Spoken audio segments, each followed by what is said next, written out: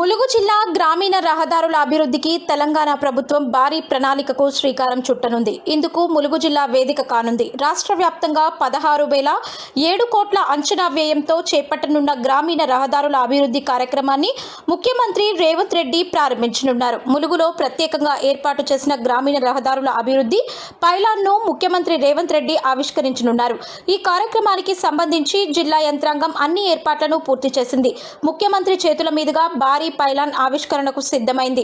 ఈ భారీ ప్రణాళికలో భాగంగా రాష్ట్ర వ్యాప్తంగా 2,145 గ్రామీణ రహదారులను అభివృద్ధి చేయనున్నారు. మొత్తం 7,448 కిలోమీటర్ల మేర రహదారులను మెరుగుపరచనున్నారు. గ్రామ పంచాయతీల నుంచి మండల కేంద్రాలు, ప్రధాన రహదారులకు మెరుగైన అనుసంధానం కల్పించడం ఈ ప్రాజెక్ట్ ప్రధాన లక్ష్యంగా ఉంది.